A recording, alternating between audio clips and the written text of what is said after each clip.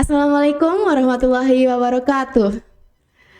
Selamat datang di podcast Soga, Transforming Ideas into Reality.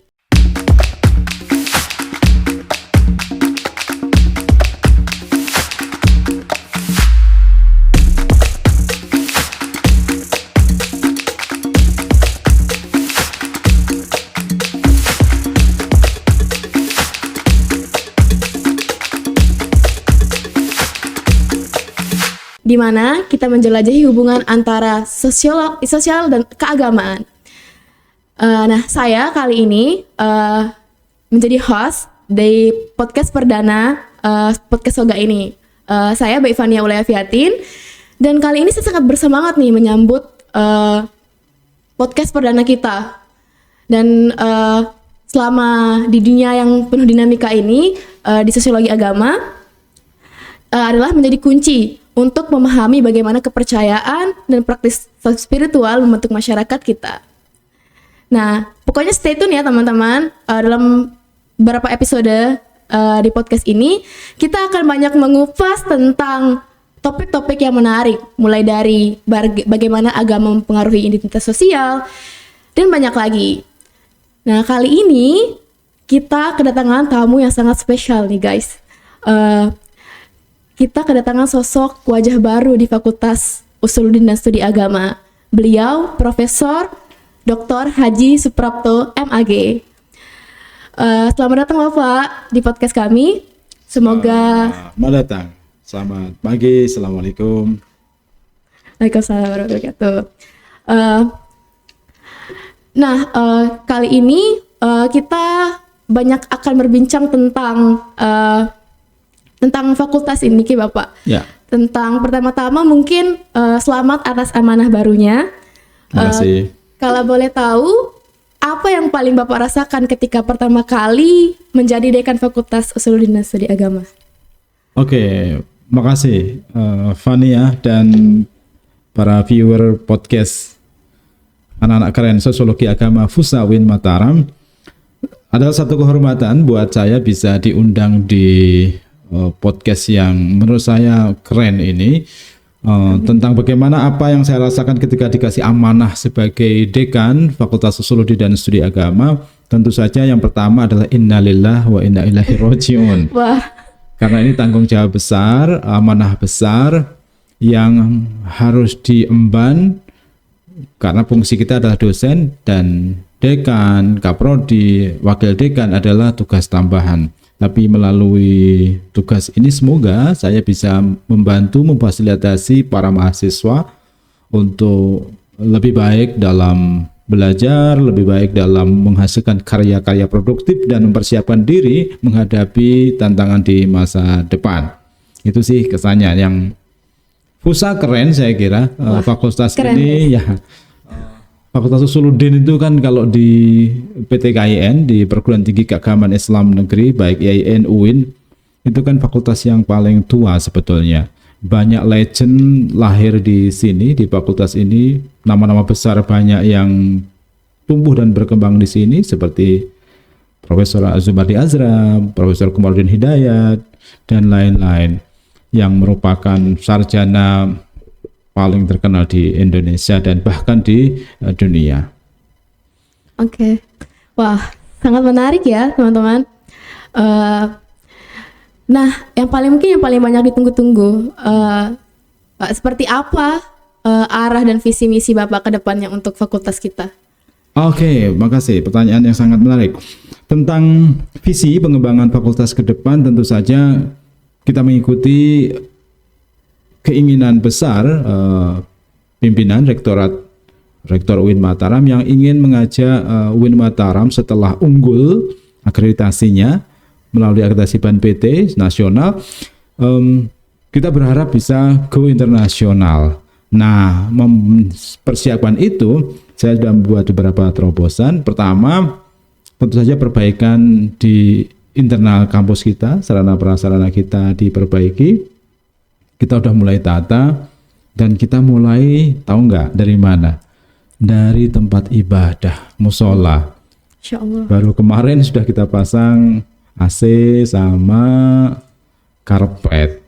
Nah, kita berharap melalui musola kecil itu cita-cita besar, mimpi besar untuk membawa Fakultas Usuluddin dan Studi Agama menjadi lebih baik, itu kita mulai dari sana. So, peradaban kita mulai dari tempat ibadah. Nggak muluk-muluk, yang penting begini, para mahasiswa nyaman kuliah, termasuk berdiskusi di jam-jam kosong. Nah, kita juga sudah sediakan 2 ruangan untuk kawan-kawan Dema dan Sema, semua boleh naik di lantai 3, lagi dipasangin karpet juga, ntar dikasih dispenser kalau mau ngopi, ngeteh gitu. Dan di situ Anda bisa diskusi banyak hal. Yang sosiologi agama bisa belajar memperdalam sosiologi kritis, baca, diskusi, debat, dan seterusnya.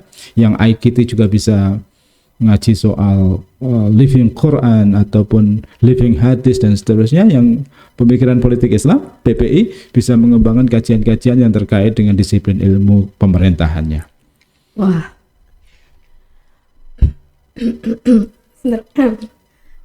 Wah, ini sangat karena kita dulu pernah gini Bapak, pernah demo masalah fasilitas di sini. Dan itu kita pikir bahwasannya memang fasilitas sangat berguna untuk kita, apalagi kita sebagai mahasiswa dan kita yang setiap hari di sini di gedung ini. Dan kita butuh itu untuk kita belajar juga kan.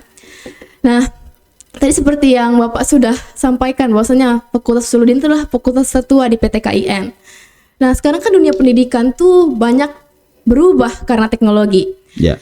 Nah, bagaimana fakultas kita bisa tetap relevan tanpa meninggalkan tradisi keilmuan klasik seperti yang dulu-dulu, misalnya kan studi agama atau Usuluddin ini sangat klasik gitu. Nah, menurut Bapak bagaimana nih Pak? Gini, saya kira pertanyaan yang menarik, gimana ngebawa fakultas tertua dengan kajian-kajian yang klasik ke dunia modern. Saya kepengen buat tagline yang klasik itu asik. Wah. Jadi kalau fakultas lain mungkin itu ibarat motor ataupun mobil itu yang pabrikan, yang masih setelan standar. Tapi Usuluddin sebetulnya kayak produk motor maupun mobil yang custom, yang customize. Karena custom memang peminatnya ya spesifik. Jadi orang-orang yang luar biasa. Banyak hal yang bisa kita lakukan untuk memodernisasi kajian. Tentu saja perkembangan ilmu pengetahuan modern harus dilahap habis oleh adik-adik sosiologi agama misalnya.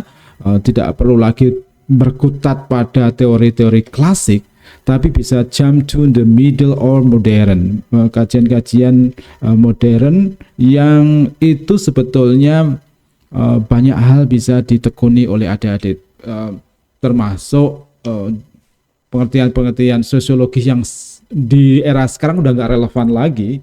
Itu saya kira penting untuk dikuasai oleh para mahasiswa, karena memang perubahan sedemikian cepat, disrupsi hampir setiap hari, maka teori juga harus diupdate. Nah, dosen-dosen kita wajibkan untuk tentu saja banyak membaca, memfasilitasi para mahasiswa untuk berkembang lebih jauh. Sumber informasi kan nggak hanya melalui kampus kan, bisa melalui kanal-kanal YouTube, mungkin juga X, Facebook dan seterusnya. Oh iya, ini sesuai juga dengan apa namanya program kita di HMPS Bapak. Kita itu dari awal membentuk HMPS ini kita ingin fokus di media. Jadi kita ingin banyak promosi tentang sosiologi agama dan Fakultas Usuluddin itu sendiri. Dan itu mungkin ini kita sangat memanfaatkan teknologi, sekalian juga kita banyak membahas tentang teori-teori sosiologi di sana. Nah, itu sangat menarik tuh. Klasik itu asik. Jadi kita bisa memadukan klasik dan modernitas itu sendiri, teman-teman. Nah, mungkin pertanyaan selanjutnya tentang riset, Niki Bapak. Kan riset kita setiap bulannya, setiap semester ini pasti banyak punya tulisan-tulisan baru dari para mahasiswa dan mahasiswi. Nah, bagaimana strategi Bapak dalam mendorong dosen dan mahasiswa lebih aktif dalam riset dan publikasi ilmiah itu sendiri? Oke. pertanyaan keren yang kesekian kalinya. Bagaimana upaya dekanat dalam mendorong iklim riset bagi para dosen dan mahasiswa? Riset itu pilar kedua dalam tridharma perguruan tinggi. Pertama tadi kita sudah berbincang soal pengajaran kuliahnya, yang kedua kita berbincang soal riset, dan yang terakhir nanti pengabdian. Soal riset tentu saja kita mendorong para dosen untuk menghasilkan karya-karya yang bisa terbit di jurnal bereputasi nasional maupun internasional. Demikian juga para mahasiswa, dan kami berusaha untuk menyediakan reward untuk itu. Kemarin misalnya ada beberapa teman Anda yang sudah dapat prestasi di kompetisi internasional dan dalam waktu dekat akan mendapatkan award di Surabaya. Nah, kami senang ada 4 orang yang udah kita beliin tiket PP, hotel, segala macam, dan mereka nanti bisa ngambil sendiri. Nah, untuk riset tema media saya kira itu menarik, tapi jangan sampai riset-riset yang ada itu cuma duplikasi. Tahu duplikasi ya, ngulang-ulang aja. Iya. Termasuk skripsi-skripsi akan kita lihat. Kalau misalnya teman-teman skripsinya cuma ganti lokasi, temanya sama, jadi nggak menarik. Inti dari research itu adalah menghasilkan novelty, kebaharuan. Untuk itu, insya Allah ini dalam waktu dekat akan ada aplikasi bagi para mahasiswa yang ingin nulis skripsi melalui Symbio. Insya Allah nanti tanggal 20 Oktober ini, hari Senin, bersamaan dengan kegiatan Stadium General akan kita launching itu. Wah. Jadi teman-teman mahasiswa bisa apply di situ, bisa kirim rencana judul. Nah, kalau misalnya judul itu udah jenuh, ya segera ganti. Jangan ilmunya biar muter gitu loh, nggak itu aja. Nah, saya mendorong teman-teman sosiologi agama, ada banyak hal fenomena sosial yang menantang, menarik untuk dilakukan penelitian oleh mahasiswa maupun dosen. Ke depan saya berharap para dosen ngajak mahasiswa untuk kolaborasi riset,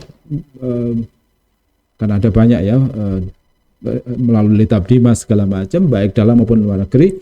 Minimal teman-teman mahasiswa bisa langsung mulai praktek gimana sih sebetulnya menjadi peneliti itu gitu. Apalagi udah pada semester berapa? Semester 5. Semester 5. Yeah. So you have just two up to 3 semesters left. 2-3 semester ke depan sudah harus siap-siap menghasilkan karya ilmiah dalam bentuk skripsi.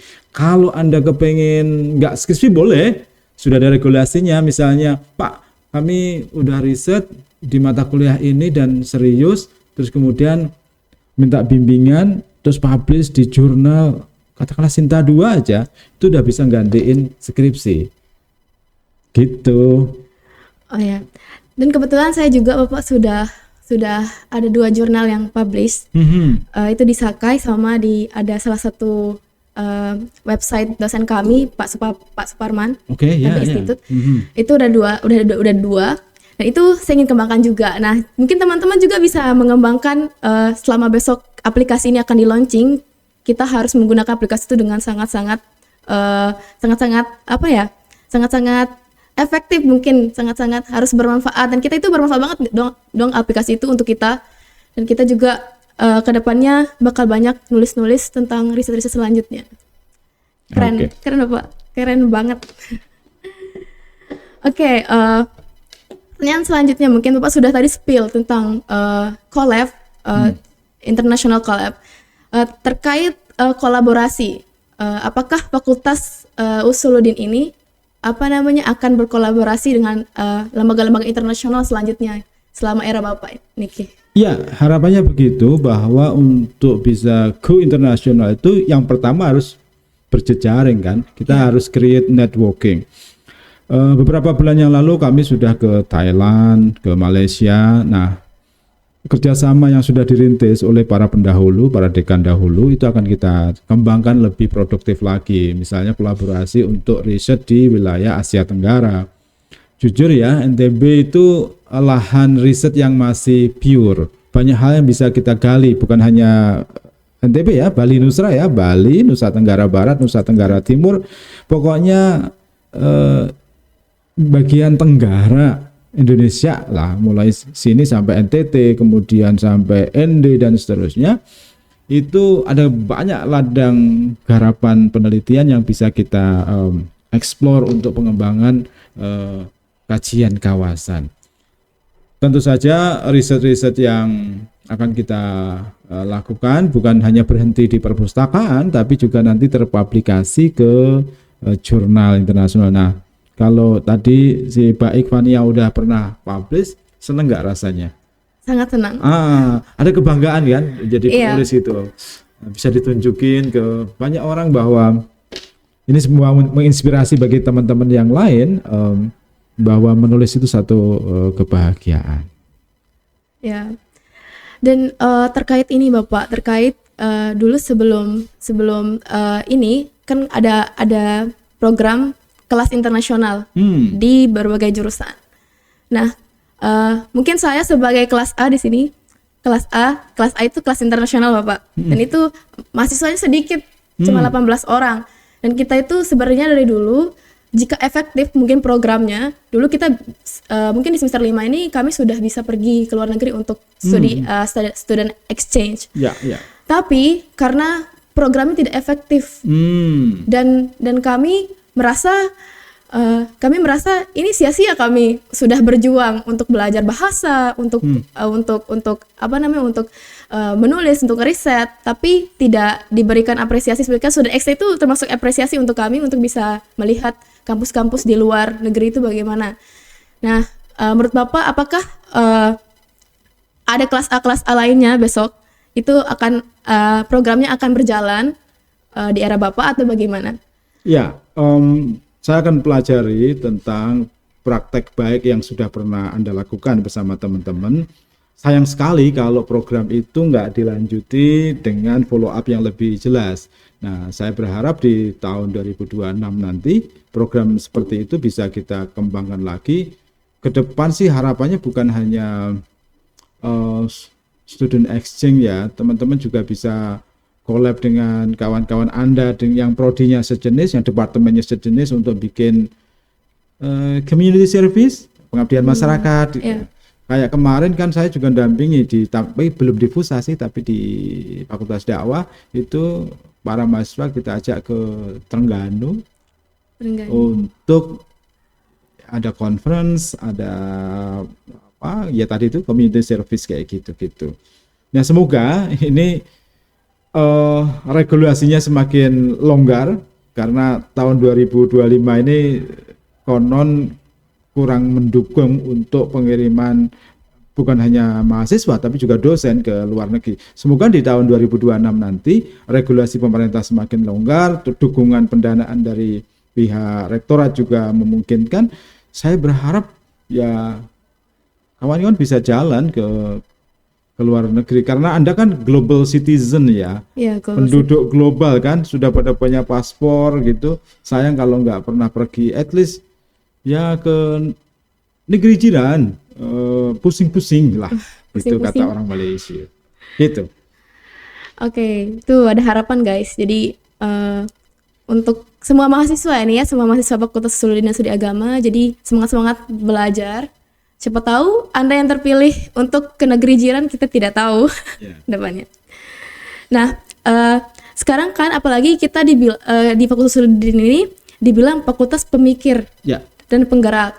Nah, terkadang kalau di diskusi-diskusi antar fakultas, kebanyakan memang kita yang paling dominan. Kan di sini banyak mahasiswa yang ekspresif dan kritis, Bapak. Menurut Bapak, mungkin di luar program-program Bapak tadi, bagaimana cara membimbing mereka agar semangat akademik terjaga tanpa membatasi kebebasan berpikir? Tapi kebanyakan kan dosen itu membatasi kita, bahwasanya cukup sampai sini, jangan lanjut lagi untuk berpikirnya. Kita tidak diberikan kebebasan untuk itu. Iya, salah satu ruh dari sebuah perguruan tinggi itu kan kebebasan akademik, kebebasan berpendapat tentu saja. Bahkan ini kita bisa banyak belajar ya dari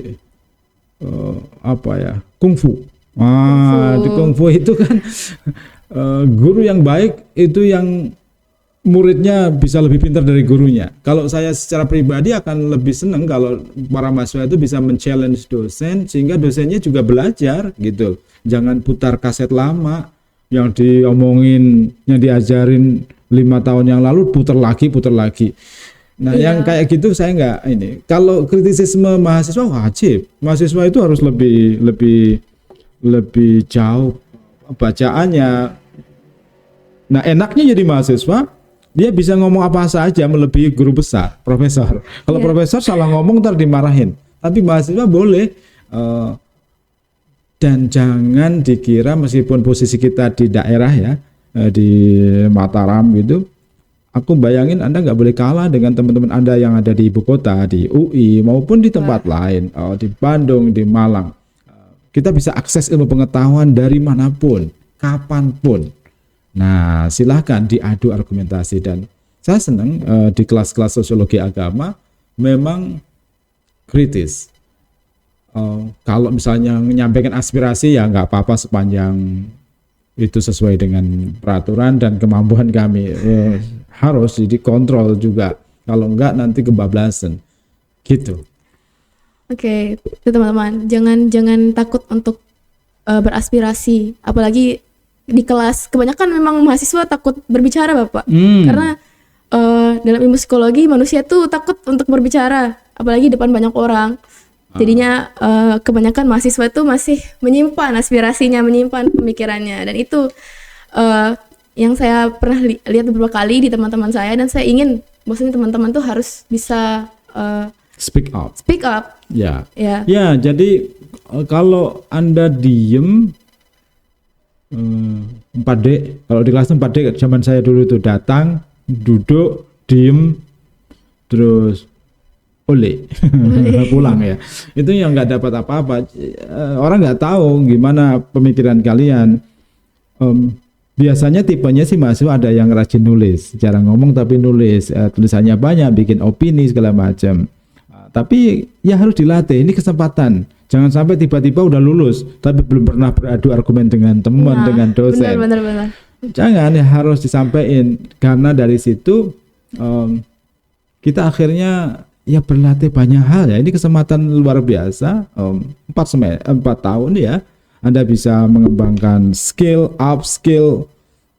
termasuk dalam hal komunikasi dan menyampaikan pendapat. Tuh teman-teman, banyak juga yang mahasiswa kita di sini, teman-teman, itu sangat berat pemikirannya karena Bapak. Kalau kita diskusi itu mereka sudah melampaui kita lebih jauh. Misalnya satu semester kita sama-sama semester 5, tapi dia sudah menamatkan banyak buku. Itu teori, dia sangat teoritis untuk beradu argumen. Tapi terkadang karena kita di Fakultas Usuluddin, orang-orang tuh berpikiran bahwasanya terkadang kita tuh dijatuhkan mental kita, di Fakultas Usuluddin pasti kebanyakan tentang agama Islam gitu. Tapi bagaimana agar kita tuh tetap semangat dan bangga menjadi bagian dari fakultas ini, Bapak? Oke. Iya, di tangan kalian Gen Z, hal-hal yang tampaknya kuno gitu bisa di-create, dibungkus menjadi lebih keren kan? Iya. Ya lewat podcast, lewat TikTok segala macam, sampaikan aja bahwa untuk menjadi ahli agama segala macam itu tidak harus kumel gitu ya, kucel gitu ya, tapi bisa lebih asik gitu ya. Kajian-kajiannya tentu saja yang kontemporer. Karena Anda menyapa banyak pemirsa, bisa jadi tema-tema kekinian di kalangan anak muda Gen Z bisa diangkat. Dan anak-anak Usuluddin saya punya kapasitas, punya otoritas untuk ngomong soal itu, karena saben hari mereka, para mahasiswa di Usuluddin itu diajak diskusi soal keagamaan, tapi jangan dibayangin keagamaan yang saklek, yang mandek, enggak. Ini soal bagaimana misalnya ya, saya kepengen Fakultas Usuluddin Studi Agama yang ada di wilayah Nusa Tenggara Barat ini bisa menjadi semacam jembatan, bridge. Menjembatani apa? Menjembatani dua kebudayaan besar di wilayah Bali Nusra.